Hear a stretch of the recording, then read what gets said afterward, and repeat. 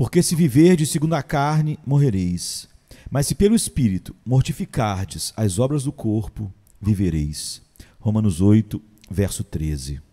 Como argumentamos anteriormente, a não ser que o indivíduo seja regenerado, a não ser que seja cristão verdadeiramente, todas as tentativas que faça visando a mortificação, por mais entusiásticas e promissoras que se apresentem, todos os meios que utilizar, mesmo com a máxima diligência, sinceridade, vigilância e contenção de mente e de espírito, de nada servirão. Em vão empregará muitos remédios e não será curado. Sim, existem ainda vários outros males que acompanham o esforço feito por pessoas convictas, mas que não passam dessa convicção para cumprir esse dever. 1. A mente e a alma ficam ocupadas com o que não faz parte dos deveres próprios dos seres humanos, desviando-se do que é o seu dever. Deus fixa a atenção por sua palavra e por seus juízos em algum pecado dentro do indivíduo, irrita a consciência, inquieta o coração, priva-o do repouso. Por isso, outros desvios da atenção não servirão a seu propósito. Deve forçosamente se dedicar à obra que tem diante de si. Tudo isso visa a despertar o ser humano inteiro para uma consideração do estado em que se encontra, a fim de ser trazido de volta a Deus. Em vez disso, porém, o indivíduo empreende a mortificação do pecado que o irrita, mera questão de amor a si mesmo, para ficar livre da sua aflição, o que está longe de ser a obra para a qual foi chamado, assim se desviando dessa obra. Da mesma forma, Deus diz a respeito dos efraimitas: atirarei sobre eles a minha rede, eu os farei descer como as aves dos céus, como está em Oséias 7, verso 12. Quando os apanhou, os amaranhou e os convenceu, de modo que não pudessem escapar. Também disse: eles não se voltam para o Altíssimo. Verso 16. Empreenderam o abandono do pecado, mas não da maneira que Deus exigiu, mediante a conversão, a verdadeira conversão, a regeneração. Assim os homens evitam chegar direta e gloriosamente a Deus, pois buscam as próprias maneiras de chegar a Ele. Essa é uma das fraudes mais comuns por meio das quais os seres humanos arruinam a própria alma. Desejaria que os que se ocupam em fixar com argamassa mal preparada as coisas de Deus não ensinassem essa fraude que leva as pessoas a errar por ignorância. O que os homens fazem? O que quase sempre são orientados a fazer quando sua consciência é importunada pelo pecado e quando uma inquietação da parte de Deus os invade. Não é na prática a renúncia ao pecado que dá alguns frutos que os deixam perplexos e aos quais querem resistir com todas as forças? E não se perde desse modo a convicção de que somente mediante o Evangelho é possível a solução?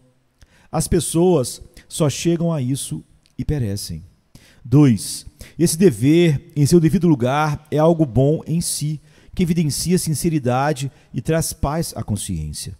O indivíduo que se acha realmente ocupado nele, com a mente e o coração resistindo a esse ou aquele pecado, com o firme propósito e a resolução de não ter mais nada com ele, está disposto a concluir que é bom seu estado, e assim ilude a própria alma, pois quando o homem sofre com o pecado a ponto de não conseguir descanso, em vez de ir ao médico dos médicos da alma e de conseguir a cura total e global, silencia a consciência por meio dessa luta contra o pecado e se acomoda, sem, na verdade, ter recorrido a Cristo realmente.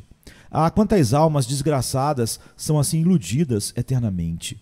Quando Efraim viu a sua enfermidade, se voltou para a Síria e mandou buscar a ajuda do grande rei, e isso o manteve longe de Deus. Oséias 5, verso 13. O pacote inteiro da religião consiste em projetos e em maquinações para acalmar a consciência, sem recorrer realmente a Cristo, todos descritos pelo apóstolo Paulo em Romanos 10, verso 4. E B. Por esses meios, os homens se dão por satisfeitos, achando que o seu estado é bom, desde que pratiquem uma boa obra em si mesma e que não façam isso para ser vistos. Sabem que estão realizando a obra com sinceridade, portanto, se endurecem em uma espécie de justiça própria. E 3. Quando o indivíduo passa algum tempo se iludindo, enganando a própria alma, e descobre, depois de um longo período, que o seu pecado não foi mortificado, ou que apenas trocou um pecado por outro, um mais visível, por justiça própria, por exemplo, começa a pensar que toda a luta foi em vão e que nunca conseguirá prevalecer.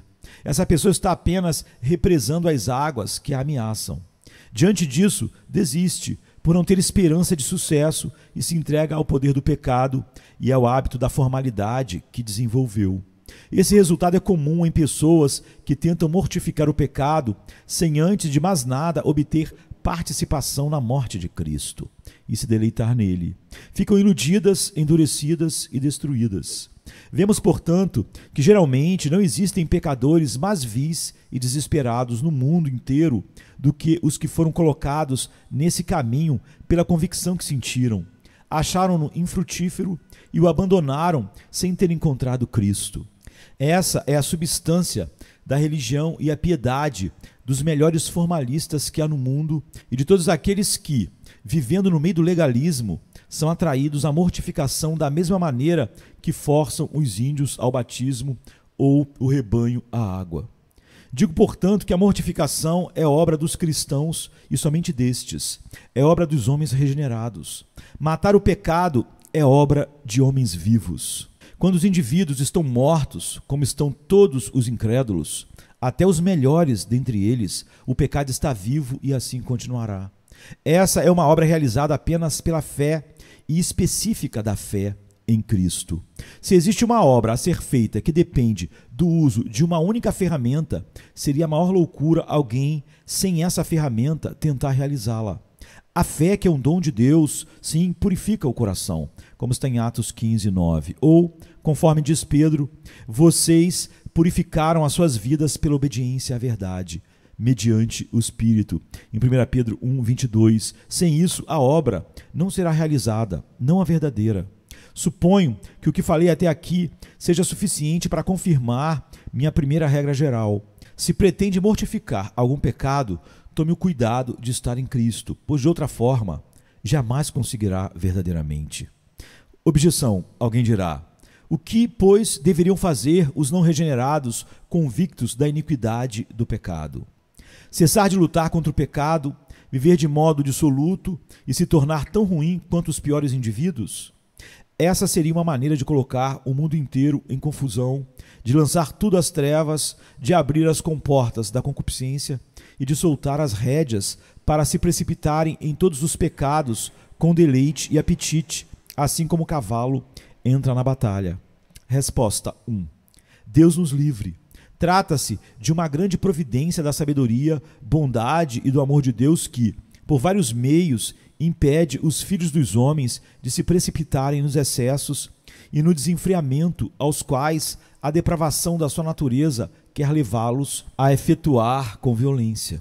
Seja como for, é uma questão do cuidado, da generosidade e da bondade de Deus, sem os quais a terra inteira seria um inferno de pecado e confusão. Portanto, a providência de Deus contém essas coisas. Resposta 2. Existe na palavra um poder especial de convencimento.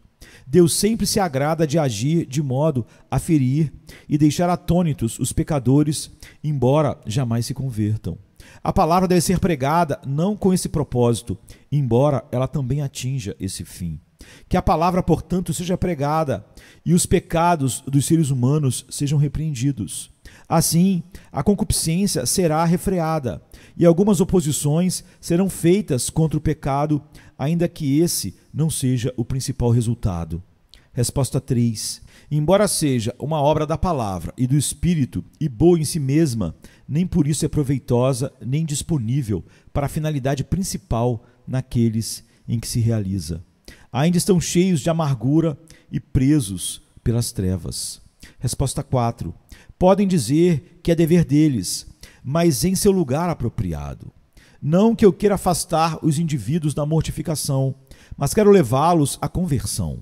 Quem chama alguém que está consertando um buraco na parede de sua casa para apagar um incêndio que consome a construção inteira, não é inimigo dessa pessoa. Pobre alma, não é com uma picada no dedo, mas sim com a febre do corpo inteiro que se deve preocupar. O indivíduo opõe-se a um pecado específico, sem levar em conta que ele não é nada senão um pecado. Quero acrescentar aos pregadores da palavra ou aos que aspiram a esse ministério, com a ajuda de Deus, que é dever deles exortar os homens a respeito de seus pecados e enfatizar pecados específicos, sem nunca esquecer que isso deve ser feito de acordo com a finalidade genuína da lei e do evangelho. Ou seja, que aproveitem sua pregação contra o referido pecado específico para desmascarar a condição em que o pecador inteiro se acha. De outra forma, podem levar os homens à formalidade e à hipocrisia, lutando contra um pecado específico, sem alcançar a verdadeira finalidade da pregação do Evangelho. Não surtirá efeito forçar um indivíduo a abandonar o hábito da bebida e entrar numa sobriedade meramente formal, em que ele não contemple a beleza de Cristo. Um pastor hábil lança o machado à raiz e sempre procura atingir o coração. Denunciar pecados específicos de pessoas ignorantes e não regeneradas, das quais o mundo está cheio, é uma boa obra. Entretanto, embora seja feita com muita eficácia, vigor e sucesso muitas vezes, se o único efeito dela for mais dedicação aos esforços para mortificar os pecados contra os quais o pregador falou, o resultado não será maior do que derrotar um inimigo em campo aberto e levá-lo a recuar para um castelo inexpugnável, impossível de conquistar. Se você encontrar um pecador que, em alguma ocasião, tenha tido vantagem sobre algum pecado isolado, se conseguir um jeito de pegá-lo, aplique a questão à condição dele. Dirija ao nível da mente e trate dela aí. Provocar uma ruptura entre o ser humano e determinados pecados sem lhes quebrantar o coração é desperdiçar vantagens ao lidar com eles. Nisso, a mortificação legalista falha seriamente, pois dirige pessoas de todos os tipos a si, sem a mínima preocupação de se tem base para isso. Sim, eles estão tão distantes de conclamar os indivíduos a crer realmente no Evangelho, a se deleitar realmente em Cristo, a fim de que tenham capacidade de mortificar suas concupiscências, que os conclamam à mortificação em vez de a fé em Jesus Cristo, a beleza de Jesus Cristo. A verdade é que não sabem o que é crer em Cristo, nem conhecem o propósito da própria mortificação, que acontece de nós contemplarmos a glória dele, a glória de Deus na face de Cristo e crescermos de um grau de glória para outro grau de glória na semelhança dele, à medida que nos deleitamos nele. Para os legalistas, a fé não passa de anuência geral à doutrina ensinada na igreja e a mortificação é o compromisso feito por certos indivíduos para seguir determinado curso de vida, no qual se refreiam no uso de coisas deste mundo, mas não sem recompensa considerável. Esses homens não conhecem as Escrituras, nem o poder de Deus, nem a beleza de Cristo. A vanglória da sua mortificação não passa de glorificação de si mesmo, de glorificação da sua vergonha em justiça própria. Alguns casuístas entre nós deixam impercebida a necessidade da regeneração e oferecem abertamente essa orientação a todos os tipos de pessoas que se queixam de algum pecado ou concupiscência que está causando problemas na vida dela, dizendo que devem fazer algum voto contra o pecado, pelo menos por algum tempo, um mês ou mais, e tentar o máximo possível. Esses indivíduos parecem ter bem pouca luz a respeito do mistério do Evangelho e se parecem com Nicodemos quando foi ter com Cristo pela primeira vez. Convidam os homens a abster-se do pecado por algum tempo. Isso quase sempre torna a concupiscência deles mais impetuosa e poderosa. Talvez, com enorme esforço, cumpram sua promessa, seu compromisso. Talvez não, o que lhes aumenta a culpa e o tormento. Será que o pecado deles é mortificado de alguma forma? Conseguem vitória sobre ele? Sua condição transforma mesmo quando conseguem abandoná-lo um pouco? Sua condição é transformada mesmo quando tem pequenas vitórias? Não. Não continuam ainda na amargura do pecado? Não é como obrigar os homens a fazer tijolos sem palha ou, muito pior, sem forças. Que promessa o indivíduo não regenerado recebe para apoiá-lo nessa obra? Que ajuda tem para realizá-la?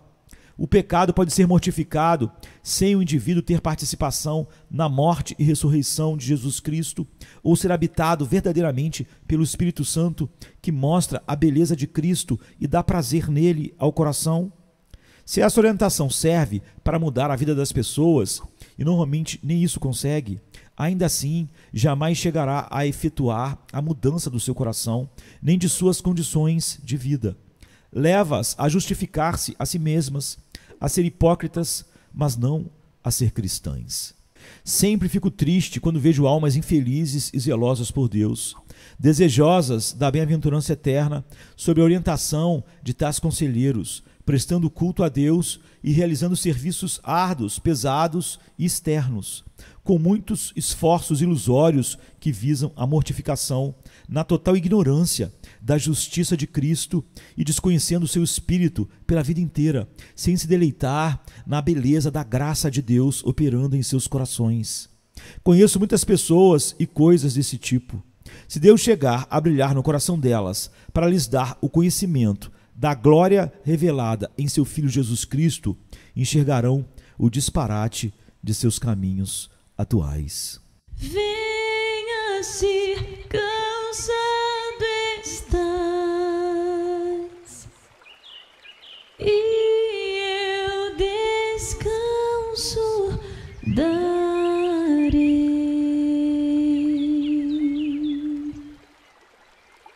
Tu descansarás.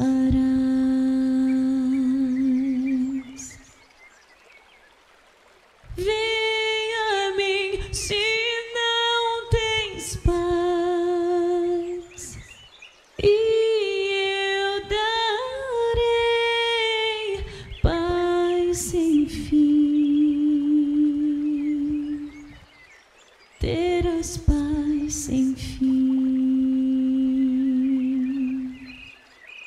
O meu jugo é leve, o meu fardo graça dá. Tome tua cruz,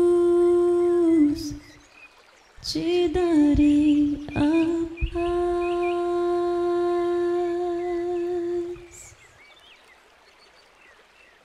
Venha o aflito e lhe darei paz,